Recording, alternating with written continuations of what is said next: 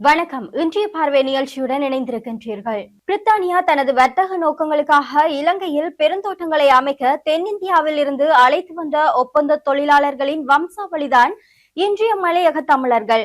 அந்த அடிப்படையில் அவர்கள் தொடர்பில் பிரித்தானியாவுக்கு உள்ள தார்மீக மற்றும் சட்ட கட்டுப்பாட்டுகளை இலங்கையில் உள்ள பிரித்தானிய உயர்ஸ்தானிகர் ஆண்ட்ரூ பேட்ரிக்கை சந்தித்து மிக தெளிவாக எடுத்து கூறியுள்ளார்.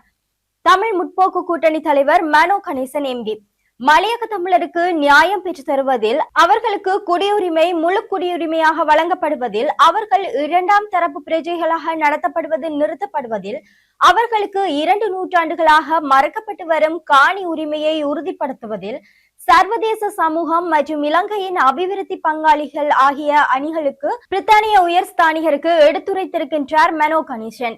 ஈழத் தமிழர்களுக்கு நியாயம் செய்யும் விடயத்தில் சர்வதேச சமூகம் மற்றும் இலங்கையின் அபிவிருத்தி பங்காளிகள் ஆகிய அணிகளுக்கு பிரித்தானியா தலைமை பாத்திரம் வகித்து தமிழ் மக்களின் நியாயமான எதிர்ப்புகள் நிறைவேற உதவிட வேண்டும் என்று அவர் கோரியிருக்கின்றார். இலங்கையில் தமிழ் மக்கள் அவர்கள் வடக்கு கிழக்கு தமிழர்களாயினும் மலையக தமிழர்களாயினும் இவ்வளவு தூரம் அவலப்படும் நிலையில் அல்லல்படுவதற்கு பிரதான சூத்திரதாரி பிரிட்டன் தான். அவர்கள் மீதும் தங்களுடைய காலனித்துவ ஆட்சி அதிகாரத்தை செலுத்திவிட்டு அவர்கள் உரிமைகளையும் உரித்துக்களையும் சிங்கள தலைமையிடம் ஒப்படைத்துவிட்டு அவர்களை நட்டாற்றில் விட்டு சென்றது பிரிட்டன் தான். பிரிட்டனுக்கு முன்னர் இலங்கை தீவை கைப்பற்றிய அந்நியர்களான போர்த்துகீசரும் ஒல்லாந்தரும் ஈழத்தமிழத்தின் தனித்துவ இறைமையை தாங்களும் கைப்பற்றி ஆண்டாராயினும் அதை தனியாகவே தங்கள் கட்டுப்பாட்டில் வைத்து கையாண்டார்கள். ஆனால் தாங்கள் கைப்பற்றிய சிங்களத்தின் இறைமையை தங்கள் நிர்வாகம் வசதிக்காக தமிழர் தேசத்தின் இறைமையோடு ஒன்றாக்கி தமிழர் தேசத்தின் தனித்துவத்தை சிங்கள பௌத்த பேரினவாத பிடியில் ஒப்படைத்து அதன் மூலம் தமிழர்களை சிங்களத்தின் அடிமைகளாக்கி சென்றது பிரிட்டனே.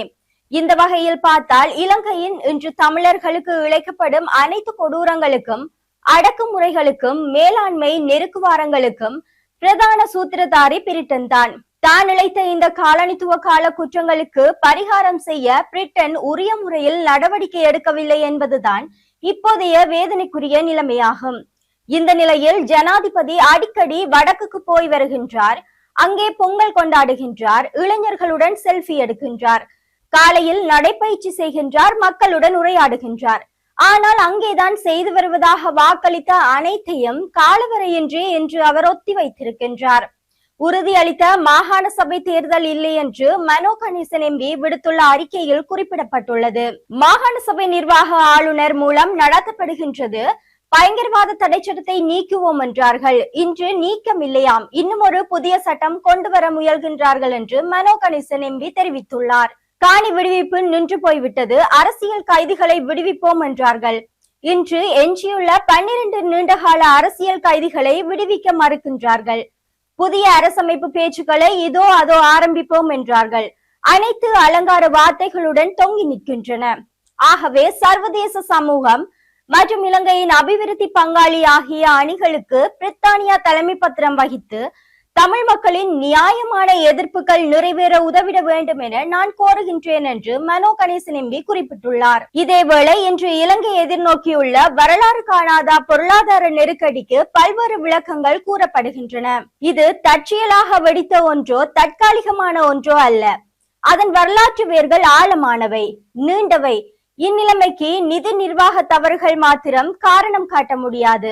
அதை விடவும் 1948 முதல் இதுவரை இலங்கையை ஆட்சி செய்த அனைத்து தலைவர்களும் நடத்திய இனவாத அரசியலுக்கு நாடு கொடுத்த விலையே இதுவாகும். இத்துடன் இன்றைய பார்வை நிகழ்ச்சி முடிவு பெறுகின்றது.